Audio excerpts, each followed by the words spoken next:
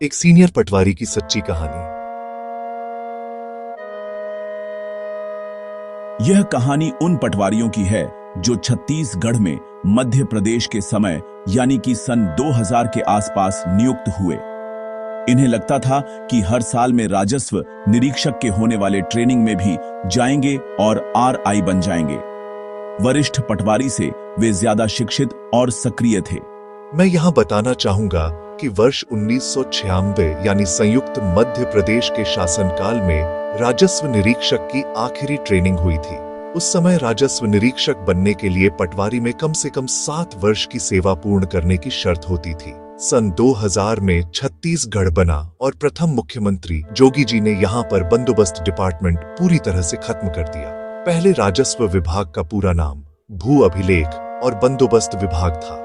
इस कारण उस समय बंदोबस्त विभाग में काम कर रहे RI एक्सेस हो गए, यानी राजस्व निरीक्षक की संख्या स्वीकृत पद के तुलना में 3 से 4 गुना हो गई। इस कारण करीब 15 से 20 साल के दरमियान पटवारी से RI का कोई एग्जाम नहीं हुआ, न ही कोई प्रमोशन हुआ। शासन प्रशासन में यह भी चर्चा चल रही थी कि RI की कोई जरूरत नहीं है, पटवारी सीधे तहसीलदार को रिपोर्ट करेंगे, यानी राजस्व निरीक्षक को डाइक केडर बनाने की योजना चल रही थी।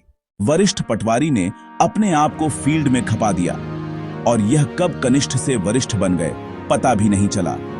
आज जब कोई पूछता है कि तुम्हारा प्रमोशन क्यों नहीं हुआ, तो जैसे तन बदन में आग लग जाती है।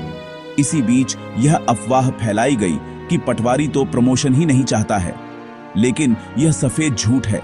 कुछ पटवारी हो सकते हैं जो निजी कारणों से प्रमोशन नहीं लेते, लेकिन ऐसा सभी पटवारी करते हैं, ऐसा मानना गलत है। इस कारण छत्तीसगढ़ बनने के बाद पहली बार 2016 में परीक्षा हुई और ट्रेनिंग 2017 में शुरू हुई। जब परीक्षा हुई तो बहुत सारे लोग 20 से 30 साल नौकरी कर चुके थे। इस परीक्षा में ज्यादातर नए पटवारी जो कि PSSC या दूसरे एग्जाम की तैयारी कर रहे थे, वही सफल हुए। पुराने पटवारी इक्का दुक्का ही पास हो पाए और हर एग्जाम में लगभग ऐसी ही स्थिति बनी रही। यहां बताना जरूरी है कि सन 1986 के पहले पटवारी से राजस्व निरीक्षक प्रमोशन के लिए एग्जाम नहीं होता था। हर साल प्रत्येक तहसील से 2 पटवारी जो वरिष्ठ हो या इच्छुक हो, उन्हें राजस्व निरीक्षक ट्रेनिंग में भेज दिया जाता था।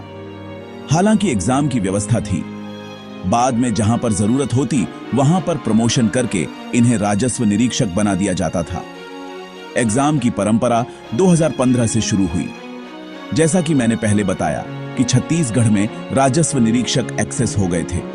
इसके कारण पटवारी से राजस्व निरीक्षक में प्रमोशन तो नहीं हुआ, साथ साथ ऐसे लोग जो कि राजस्व निरीक्षक पद पर सीधे भर्ती हुए थे, उनका भी ASLR या नायब तहसीलदार के लिए प्रमोशन नहीं हुआ।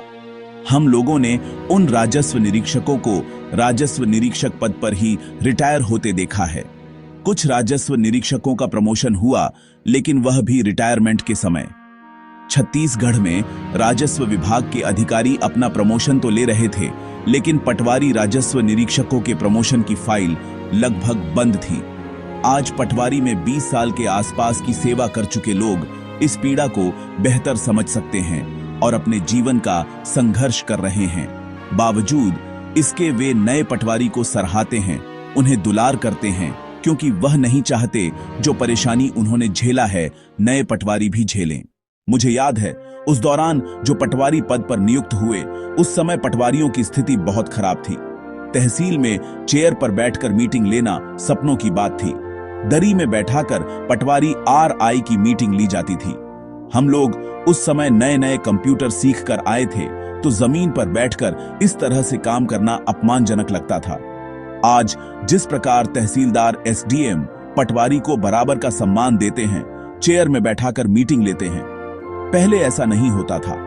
यह सम्मान पाने के लिए पटवारी संघ ने बड़ा संघर्ष किया। वेतन पहले लिपिक से भी कम था, सुविधा नहीं मिलती थी, लेकिन पुराने पटवारी का संघर्ष आज पटवारी को इस स्थिति में लाया है, जो कि वह सम्मानजनक ढंग से कम कर सकते हैं। नहीं तो पहले कोई पढ़ा लिखा व्यक्ति पटवारी नहीं बनना चाहता था। इसका पूरा श्रेय पटवारी संगठन और पुराने पटवारियों को जाता है, जिन्होंने संघर्ष करके हमारे लिए यह सारी सुविधाएं उपलब्ध कराई। बहुत बहुत धन्यवाद, आपने इस वीडियो को ध्यान से देखा। आपको यह वीडियो कैसा लगा कमेंट करके जरूर बताएं और इस वीडियो को ज्यादा से ज्यादा शेयर करें।